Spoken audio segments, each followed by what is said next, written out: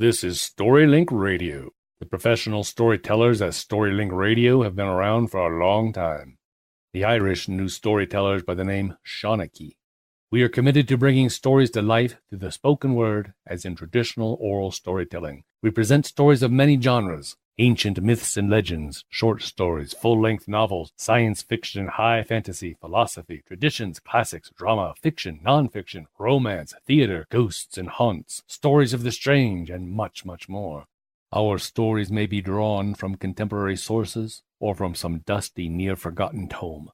Regardless, it is a treat like no other to listen to stories and tales presented in a live format with the emotion and feeling a true professional storyteller brings, conjuring up images of yesterday, tomorrow, and fantasy. So join us at StoryLink Radio and let us be your Shawnee for a time. Our stories are presented before a live audience, then recorded for the StoryLink Radio podcast for your on-demand listening pleasure. Please visit StoryLinkRadio.com for show notes, to find out how to join our live audience, and for lots of free stuff, including free audiobooks and much more. Visit www.storylinkradio.com. Tonight we present Sleepy Hollow.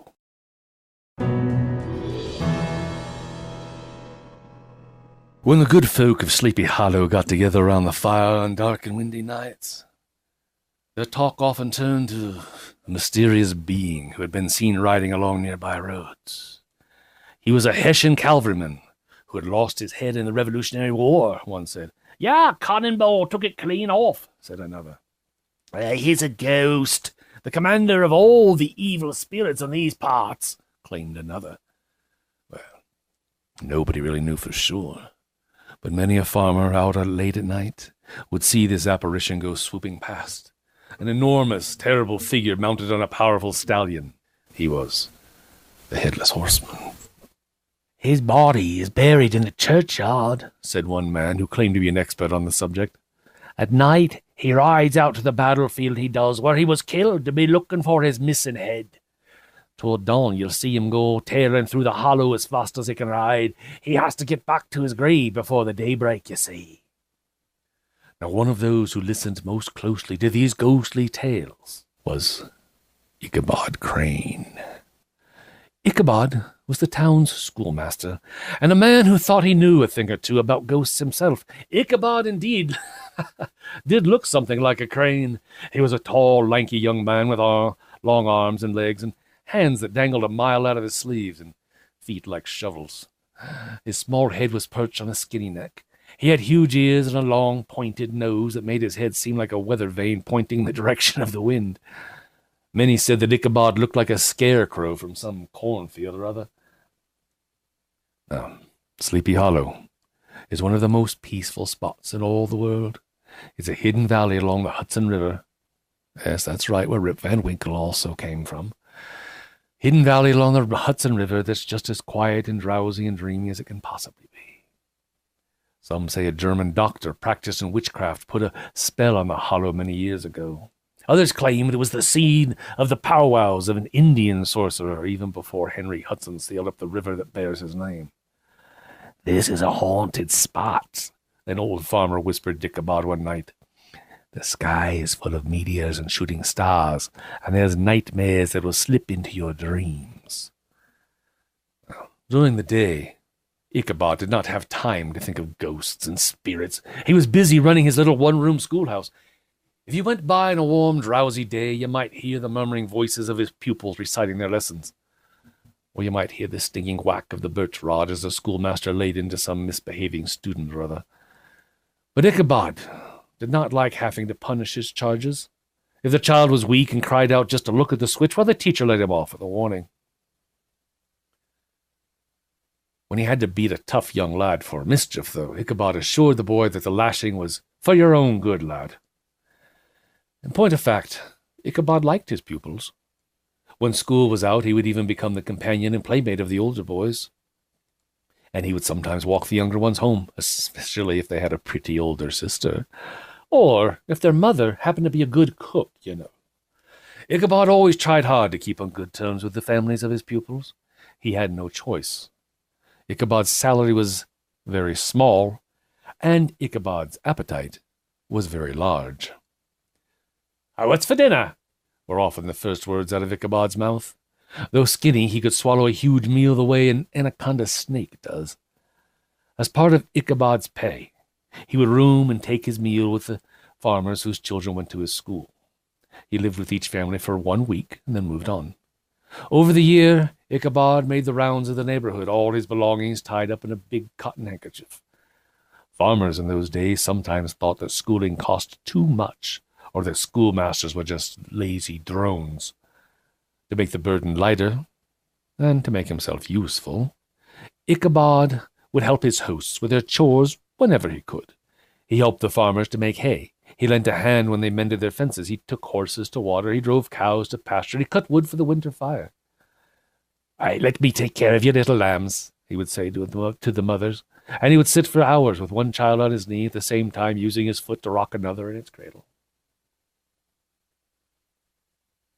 One of Ichabod's great pleasures was to pass the long winter evening sitting by the fire with the farmers' wives as they told tales of ghosts and goblins. They would talk while they spun wool and roasted apples in the fireplace. "Aye, the field down yonder is haunted," someone would say. "Yeah, there's a goblin that lives under that bridge," another would claim. "I've seen him with my own eyes, I've." Ichabod had his own tales to tell. He had read books on witchcraft and could relate to stories of omens and the odd sights a person could see in the night. He would tell of the dangers of comets and shooting stars. Sometimes he would scare those ignorant people by telling them the world actually turned around, and that without knowing it, they spent half their time upside down. I agree with you, Rick. Nightly occurrences of ghost stories would be an excellent idea. It was pleasant telling these tales while sitting snug in a chimney corner. The room would glow with the heat of the crackling wood fire, and of course, no ghost would dare to stick his head inside there. Yes. Oh, yes. But walking home afterwards. Yes, walking home afterwards was another story altogether, wasn't it? Then all the terrors of the fables took form around the timid schoolmaster. Fearful shapes and shadows loomed along his path in the snowy evening. Seeing the light of a distant window, he wished he were back, safe inside. "Oh, keep away from me!" he would exclaim. But it was only a bush covered with snow, not a ghost. "What was that? What was that?" he would whisper. It was merely the sound of his own feet breaking through the snow. It got so that he dreaded even to look over his shoulder, in case someone was following him. Yes. But there was one spirit that Ichabod Crane feared more than any other. And no, it was not the ghostly Uber driver. No. It was one of the old farmers' wives, called the Galloping Hessian of the Hollow. Sometimes, very late at night, walking through some dark and shadowy glen, Ichabod would suddenly hear a rushing blast come howling through the trees. "It's only the wind," he would tell himself. Only the wind. But he could never completely convince himself that it wasn't the Headless Horseman. Now, in addition to teaching school and helping out around the farms where he lodged, Ichabod Crane was the singing master of the neighborhood. He earned many bright coins by instructing young folks in the singing of hymns. On Sundays, he was very proud to take his place in front of everyone at church and lead his little group of chosen singers. "I think," he would confide to his friends afterwards, "I think that our hymns this morning really outshone everything else about the service. Don't you agree? Everything else." Certainly you could hear Ichabod's voice above everyone else's. It carried half a mile at least to the other side of the mill pond, and they say that even to this day, on a quiet Sunday morning, the faint notes of Ichabod Crane's high voice still echo in the air near the old church. Now, Ichabod was an educated man. He was a gentleman with tastes and knowledge way beyond what the rough countrymen could brag of. He proved to be popular with all the girls and women of that rural neighborhood. Whenever Ichabod came to visit, they were likely to set out extra cakes and candies and to make use of their best silver teapots. Ichabod went out of his way to encourage the good opinion of the ladies. He would talk with them after church on Sundays. He would gather grapes for them from the wild vines that overran the surrounding trees. Well, the ones he could rescue away from the magpies, because they too are very fond of grapes, of course. He would recite for their amusement all the sayings carved into the gravestones in the churchyard. "Here lies my wife, and let her lie," he would read. "She's at peace, and so am I." And all the ladies would giggle. Ichabod would go walking with a whole group of them down by the mill pond, while the bashful country bumpkins hung back. Now these young country boys were shy as sheep, and they envied Ichabod's elegance and easy way with the girls. The ladies thought Ichabod a man of great learning. He read to them from A History of New England Witchcraft. Witches and magic were subjects that he believed in most firmly himself. Wise and educated though he was, Ichabod still loved weird and unusual tales. Living in Sleepy Hollow whetted his appetite for legends of ghosts. The more wild and strange the story, the more likely he would swallow it. Often after school he would lie in the clover near the gurgling brook and read for hours about witches and goblins and ghosts. It would already be growing dark by the time he headed for home. Every sound of nature spooked his excited mind. The cooing of a whippoorwill from the hillside, the croak of a tree-toad, the hooting of an owl, even the rustling of birds in the bush, made Ichabod's hair stand on end. Fireflies scared him. A beetle might bump into him in the dark, and he would jump 10 feet, sure that he'd been touched by a witch. The only way Ichabod could make it home was to sing his hymns, which he thought would drive away the evil spirits, or at least drown out the noises they made. There goes Ichabod Crane," a farmer in Sleepy Hollow would say to his wife as they sat by their house at night. "I hear that scrawny, cool school teacher's voice again. Aye." But however many fears and frights came over Ichabod, they were merely the terrors of his own mind. Though he'd seen many spectres in the darkness, and even been pursued by the devil in various shapes, daylight always put an end to these evils. Ichabod's life was actually, well, a safe and pleasant one, really.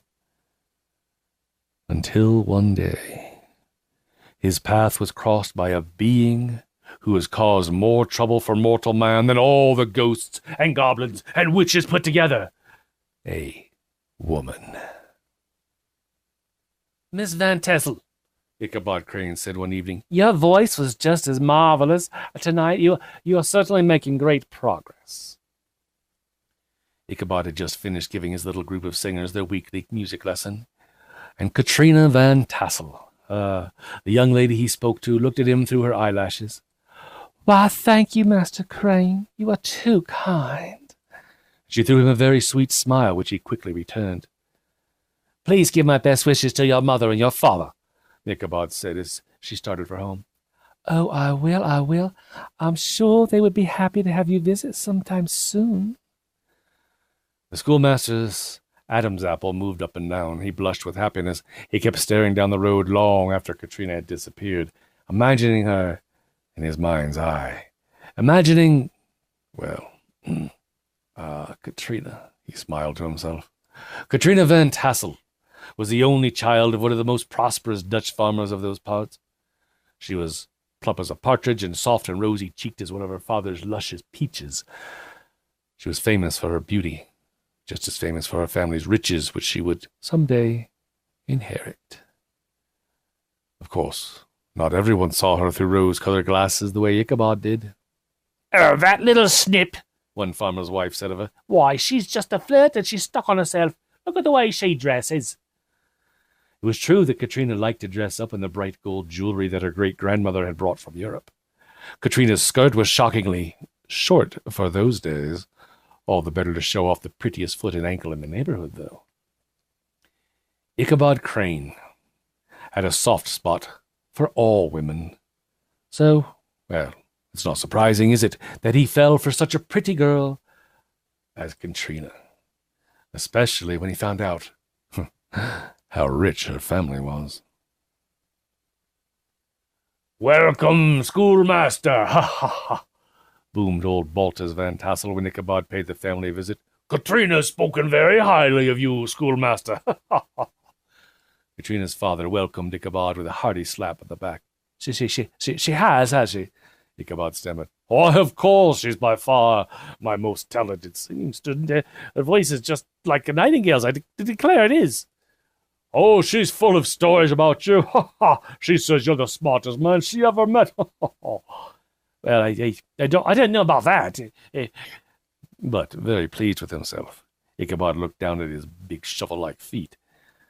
As soon as he had a chance, he also looked all around the Van Tassel farm, which stood in a fine spot on the banks of the Hudson River. The barn was as big as a church. Rows of plump pigeons cooed from its roof. Sleek, fat hogs were lounging comfortably in their pens, or strolling out now and then to sniff the air, perhaps. A flock of snow-white geese, along with a squad of ducks, drifted lazily in the pond. Several big turkeys went gobbling around the farmyard as if they owned it. And to top it off, a magnificent rooster strutted across the yard. He flapped his wings, he crowed with pride and happiness, and then he scratched in the earth to find some grubs for his family of hens and chicks. My, what a fine farm you have, Ichabod told Katrina's father. I can't help admiring all your animals. They're so handsome, so well fed. In fact, Ichabod's mouth was veritably watering. Everywhere he looked, he saw not animals, but food. Ham and bacon, beef and sausages. When he looked at the pond, he saw geese in their gravy and ducks swimming in a nice onion sauce. Seeing the pigs, he imagined them roasted with apples in their mouths. He thought about turkeys stuffed and browned from the oven. He could even see the rooster plucked and cooked, lying on his back and ready to be carved. He knew for sure they'd be making all kinds of cheeses out there in the smokehouse and such. You have a good eye for livestock, said the proud Baltus Van Tassel. Come into my house, my wife's been dying to meet you, sir. Everything about the house told Ichabod of the family's wealth. Outside were harnesses and nets for taking loads of fish from the river. Huge bags of wool stood ready to be spun into yarn. Inside the walls were hung with colorful Indian corn and strings of dried apples and peaches and red peppers. This is our best parlor, said Mrs. Van Tassel, proud to show off her home to the schoolmaster. The polished wooden table shone like a mirror. In the corner she opened a cupboard so that Ichabod could admire their treasure of old silver. When he had concluded his very pleasant visit, Ichabod headed home on foot, determined that some day these rich fields, these orchards loaded with fruit, would be his own. And who knows, he said to himself, I may even sell everything and invest the money in an enormous piece of land out west. They say that's where the fortunes are to be made these days. Yes, oh yes, he could see it already. He and the lovely Katrina heading out on a loaded wagon for Tennessee or Kentucky or Lord knows where. He even imagined they already had a family of children who would go with them. But it's one thing to imagine himself courting the rich and beautiful girl, and quite another to actually win her heart. Now, our Ichabod had heard of the knights of the olden days who went out to defend their ladies. They had to fight giants and dragons and do battle with sorcerers. Then they had to climb stone walls and break through iron gates into the dungeons where the poor damsels were being held prisoner. My task is just as difficult, the schoolmaster said to himself. I must try to win the heart of the beautiful Katrina, and she's such a fickle girl, forever changing her mind. I never know if she's serious or only toying with me. And that wasn't all. Like the knights of old, Ichabod had foes. Not dragons or giants, but flesh and blood rivals. There were many young farm boys who thought that they were the ones who should marry the fair Katrina. They were jealous of each other, and especially jealous of an outsider like Ichabod Crane. Ichabod knew that they would gang up on him if he tried to woo the girl he loved. Or perhaps an underdone potato, Yes, but I'm always ready for a fight, cried the most frightening of all these rivals. His name was Abraham Van Brunt, but his friends shortened that to Brom. And because he was so strong, so powerfully built, everyone called him Brom Bones. Brom was known throughout the country as a hardy young man with dark curly hair and a handsome face. He was bold and liked his fun. You should see him ride a horse, Ichabod's friends whispered to him. When he says something, that's it. Nobody dares to question him. Yes, Brom Bones was a rough man, but not a bad-tempered one. He and his friends loved to have fun and would go around the countryside looking for good times. He'd wear a fur cap with a foxtail hanging down. "Aye, there goes old Brom Bones and his gang again," an old lady would say when the whoops and cries of the band of ruffians woke her in the night. When someone played a prank or a fight broke out, everyone knew Brom Bones was likely to be at the bottom of it. This rogue had already picked out the girl for him, and he had picked out none other than the lovely Katrina Van Tassel. Now, Brom didn't know much about getting a girl to like him. Brom was as gruff as a bear when he approached her, but she seemed to like him anyway. Well, at least sometimes. None of the other rivals for the love of Katrina dared to approach her. When Brom Bones came to call at her house, if they saw his horse tied out front, they rode on by. His reputation as a brawler was just too fierce. Ichabod recognized that it would be foolish for him to challenge Brom directly, but he took advantage of his position as Katrina's singing teacher. It gave him a perfect, like an excuse for paying attention to her and, visiting her at home, of course.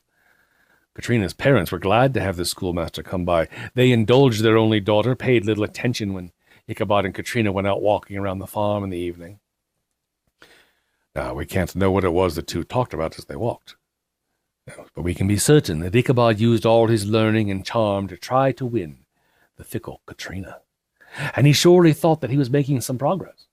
In fact, Ichabod might have imagined that his dream of marrying Katrina and inheriting the Van Tassel riches was about to become true. The neighbors noticed that Brom Bones' horse was not seen very often tied to the fence outside the Van Tassel home anymore. "That Ichabod Crane had better watch himself. Aye, well, that Bones is not a man to cross," they would say. Everyone knew that Brom Bones and Ichabod Crane one day would have to face each other sooner or later. Brom wanted to settle the matter like knights in armor did, by fighting Ichabod face to face. "I'll double the schoolmaster up. I'll lay him on a shelf in his own schoolhouse. I will." Yes, but Ichabod wasn't about to give him the chance to do anything like that. Ichabod never let Brom rattle him. He never rose to the challenge of his cruder and stronger rival. Brom Bones tried to provoke the schoolmaster by playing practical jokes upon him. Brom and his friends would come storming past Ichabod's peaceful schoolhouse on their horses. They stopped up the chimney and they made the building fill with smoke during singing lessons. They broke into the school at night and turned everything upside down. Ichabod wondered if a group of witches might have had a meeting there. Always Brom looked for a chance to embarrass Ichabod when Katrina was around. Once he took a mangy old dog and taught him to whine and howl in a very funny way. He sent this dog to sit outside during singing lessons and howl when he heard Ichabod's voice. The summer passed, and still the two rivals never fought it out. Now it was a fine autumn afternoon. Ichabod sat at his desk in the school. In the drawers were all those forbidden things he'd taken away from his pupils. Half-eaten apples, pop guns, rubber bands, and many, many paper tossing balls. His students now were hard at work. Ichabod had given them a taste of the birch rod not long before, so they were on their best behavior. The schoolroom was peaceful. But the quiet was soon broken by the arrival of a man riding a wild, half-broken colt. He came clattering up the schoolhouse like some important messenger. "Master Crane, you're invited to a party. It is hoped that you will grace the house with the honor of your honorable presence, most honorable sir." "A party?" Ichabod said. "But where?" "A party, a merrymaking, a festive event," said the man, full of his own importance. Yes, but who invites me?" the schoolmaster asked. "Why, the Honorable Master Van Tassel," the messenger announced. "This very evening at his honorable home. What shall I tell the honorable sir your honorable self says?" "Well, of course I'll be there," Ichabod shouted. "I'll most certainly be there." "All right, children," said the schoolmaster. "That'll be all for today. You can run on home now. Go run along, run along." The boys looked at each other in amazement. The teacher never let them out early. He was more likely to make them stay late at school until they finished some boring lesson. But not today. No. Today it was rush, rush, rush. He didn't even make them put their books away, and when they knocked over the benches in their eagerness to leave, he didn't say a word. In a flash, they were out of the school, running across the village green, shouting with joy and ready to have fun. And our gallant Ichabod was brushing and tidying up his best suit. Actually, it was his only suit. He spent half an hour in front of a broken mirror that hung in the schoolhouse, slicking his hair and trying to look stylish, because he imagined himself a knight in shining armor. He decided that he must arrive at the Van Tassel party in style. "I'll need to borrow a T-bird," he said. No, he said, "I'll need to borrow a horse," he told the farmer he was staying with. "And, of course, a saddle, yes." Now, the ornery old Dutchman, Hans van Ripper, looked at him through narrow eyes. And I guess you could take gunpowder," Van Ripper said. "But you'll have to ride him with a firm hand. Gunpowder's full of mischief, that horse." "Yes, gunpowder has the devil in him, he does, Yes, Ichabod assured the farmer that he was a skillful rider, though in truth he'd only been on a horse a few times in his life and never won the caliber of gunpowder. And so, sitting on this majestic mount, Ichabod rode out in quest of adventure. "Let's go, Gunpowder," the schoolmaster said. The horse gave him a dirty look before he began to clump slowly down the road. Gunpowder was a broken-down workhorse. He had the neck of a goat and a head like a hammer. His tail was all matted with burrs, and he was blind in one eye. But no matter how old and worn out he looked, Gunpowder, was a horse full of mischief. "Onward, noble steed," Ichabod said to encourage the animal. They made a good pair. Ichabod rode with short stirrups so that his knees were up to the top of the saddle. His sharp elbows stuck out like a grasshopper's. He carried his whip upright like a lance. As the horse jogged along, Ichabod's arms flapped like a pair of wings. The sight the horse and the rider made as they shambled out of Van Ripper's gate, yes, that was an odd one indeed. That was a beautiful autumn evening, much like tonight, just before the rain and the wind started. Frost had nipped the trees, sure, turning the leaves to brilliant orange and purple and red. Wild ducks streamed past high in the sky, heading south. Squirrels scampered around gathering beech and hickory nuts for winter. As usual, Ichabod's thoughts, much like my own, turned to food. "What a lovely crop of apples this year," Ichabod said to himself. "Look at the great heap waiting for the cider press, and those pumpkins would sure make some nice tasty pies." Passing by some beehives, he couldn't help but think of a stack of steaming pancakes and Katrina's dimpled little hand pouring honey over them. As it was quite a journey to the Van Tassel farm, all the way to the other side of Sleepy Hollow. It was quite a journey to the Van Tassel farm. Yes. All along the way, Ichabod could see the peaceful waters of the Hudson reflecting distant on the mountains. By the time he approached the farm, the sun was setting in the west, turning the sky pink and gold. "Why, what a crowd!" Ichabod observed to his host. "Everyone in the region seems to be here tonight." "Well, of course," said the jolly Master Van Tassel. "The more the merrier, ha-ha, we say. Have a good time, schoolmaster. Later we'll have dancing, ha-ha." Ichabod looked around at the leather-faced farmers with their homemade coats and huge shoes. Their wives wore plain country outfits that were very old-fashioned.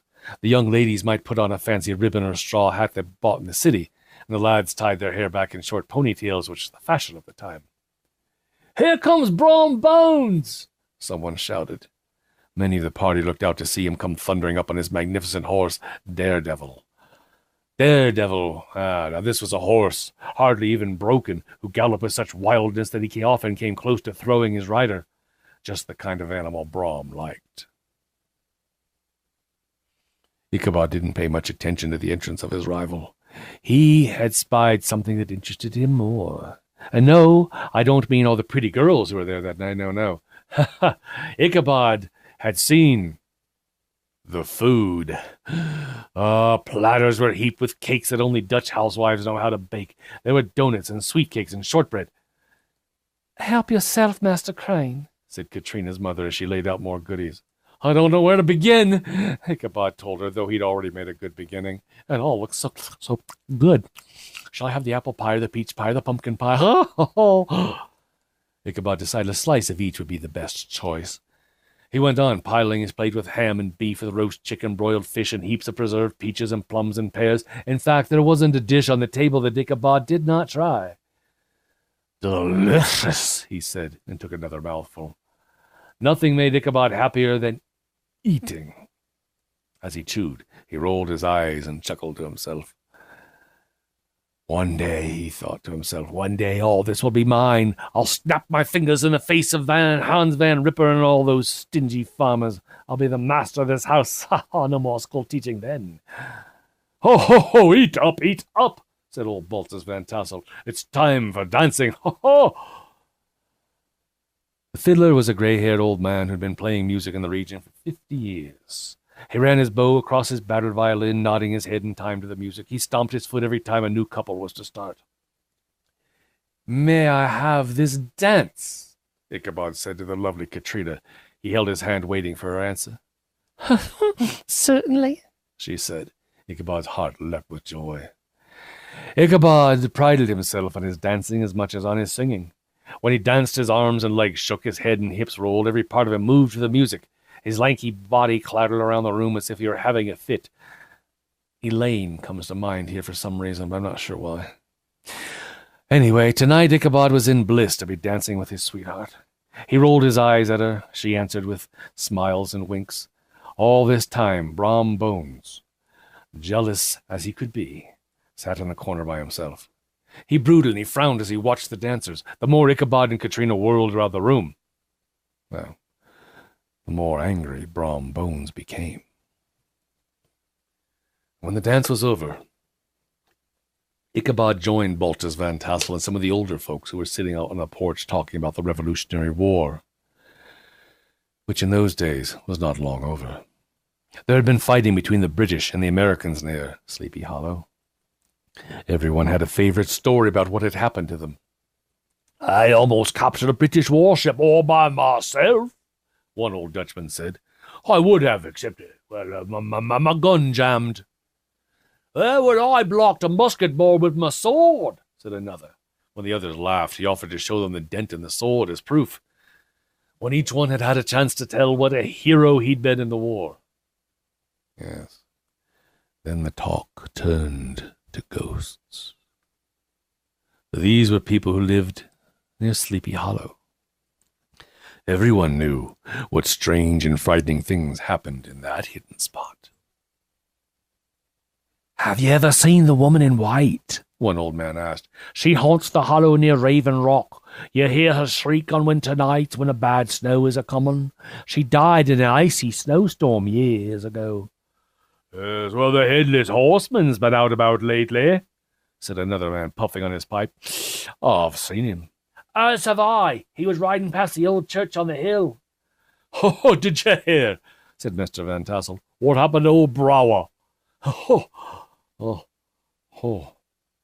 His friends said they had not, in fact, ever heard. "Well, he never believed in spirits and such. But one night he was riding down that road by the glen where the trees grow thick over the road that it's dark even during the day. The horseman chased old Brower over the hill and dale until they reached the bridge that crosses the stream down there, much like the entrance to the library, I might add.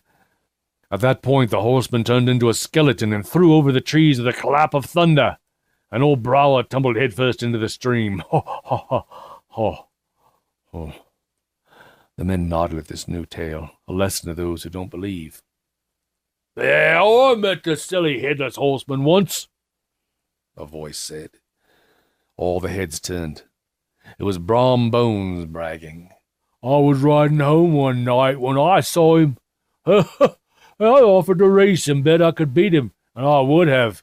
Daredevil can beat any horse, alive or dead. But just as we reached that bridge, the horseman pulled up and vanished in a flash of fire." Now Ichabod Crane was impressed by these stories. He added some of his own, telling what he had seen on his nightly walks through Sleepy Hollow. And soon the time came for the party to break up. Farmers gathered up their families in their wagons and set out for home. You could hear them rattling through the quiet night as they went. Some of the girls went off with their boyfriends. Their laughter sounded fainter and fainter and fainter until it gradually died away altogether. And the house grew quiet. Ichabod Crane was the last one to leave. He lingered to talk with Katrina, certain that he had won her heart at last. "Well, you and me, we'll never know what she said to him. But she must have given him bad news, for he soon came out of the house looking as sad as any man ever looked. Had the fickle Katrina been playing with him all along? Had she used Ichabod just to make Brom Bones jealous? Well, heaven only knows. But her answer was written on Ichabod's gloomy face. Ichabod trudged out to the barn to fetch his horse, who was sound asleep.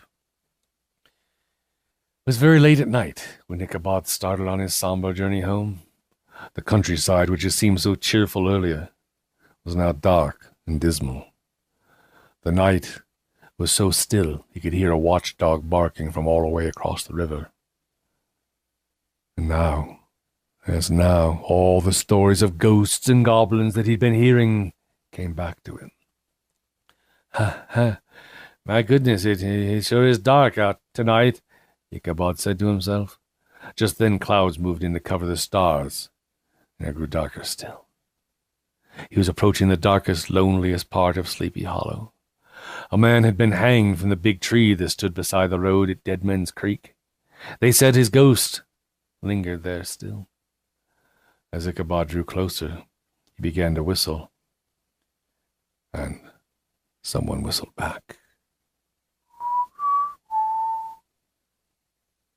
No, it was only the wind through some branches, I think.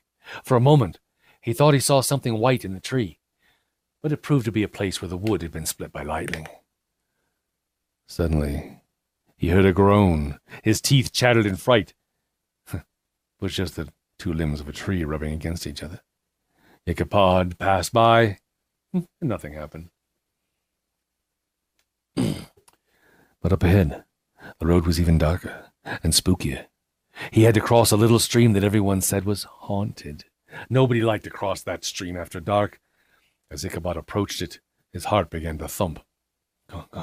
Come on, Gunpowder. Let's hurry up. And Gunpowder, of course, doesn't like to be damp.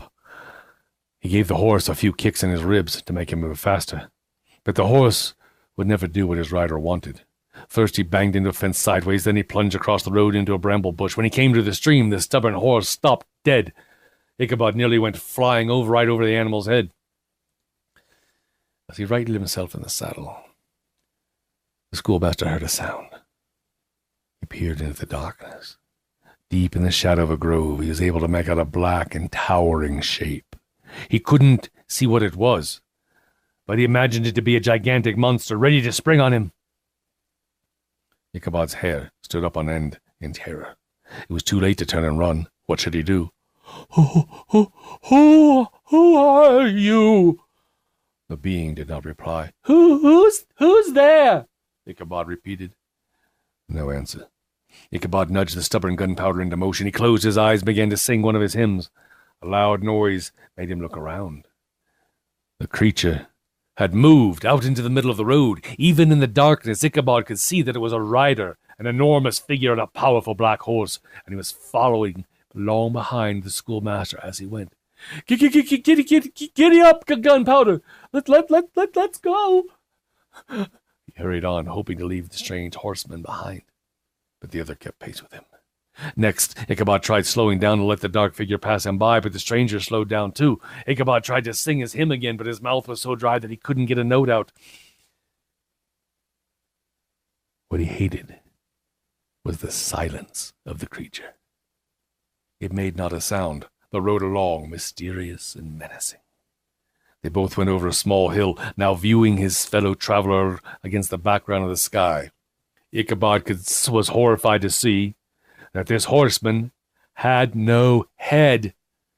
Even worse, he was carrying the head that should have been on his shoulders and the crook of his arm. Now Ichabod gave Gunpowder some fierce kicks to get him going. They galloped down the road as fast as the horse could run, but the spectre came chasing right behind them. Both of them were riding like the wind, throwing up stones and sparks as they went. In his mad rush to get away, Ichabod paid little attention to where he was going, and now he discovered that Gunpowder had taken the road that led to the bridge so famous in all the ghost stories. It was the one just down the hill from the lonely churchyard where the Headless Horseman was said to be buried. Gunpowder was running in a mad panic, and they actually managed to gain some distance on that awful pursuer. But just then Ichabod felt the girth come loose on his saddle. He tried to hold on to it, but the saddle slipped and then fell off. The phantom horse behind them trampled it into the dust. "Oh no! Hans Van Ripper will be furious when he finds out I've lost his good saddle," Ichabod gasped. Hans Van Ripper, yes, but quickly Ichabod realized that he had more terrible problems to worry about than Hans Van Ripper's saddle.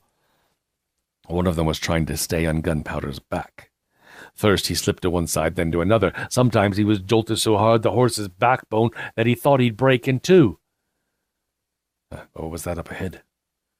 He saw starlight shimmering on a brook. He saw a church on a hill, and he saw a bridge. It was the same bridge where the Headless Horseman always disappeared. If I can just reach that bridge. Come on, Gunpowder. If we can just get to the bridge, we're safe. Yes. At that moment he heard the black steed panting close behind him. He imagined he could even feel the horse's hot breath. "Go, Gunpowder, go!"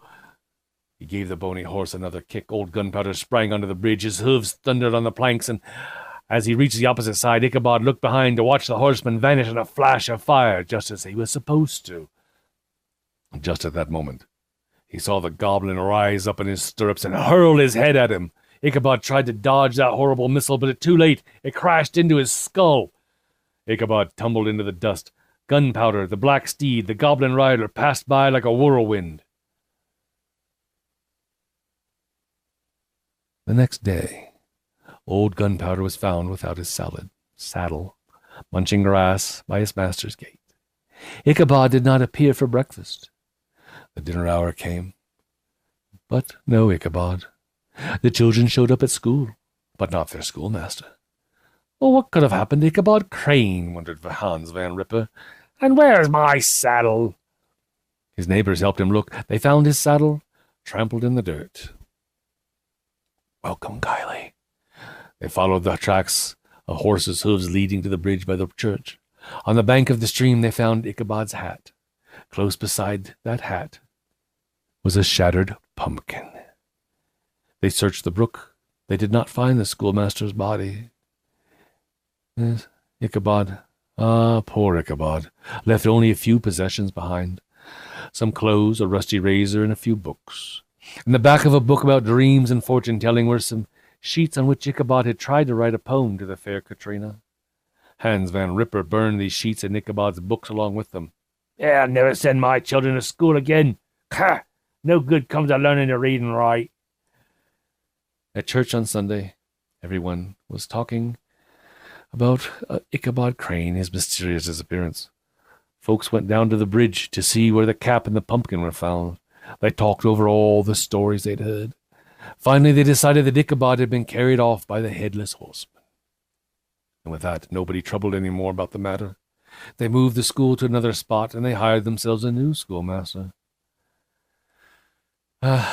Years later, an old farmer claimed that Ichabod Crane was still alive. He claimed the schoolmaster had moved to a distant part of the country and kept a schoolhouse there. He had studied law, he'd become a lawyer, had written for a newspaper, and had even been elected judge.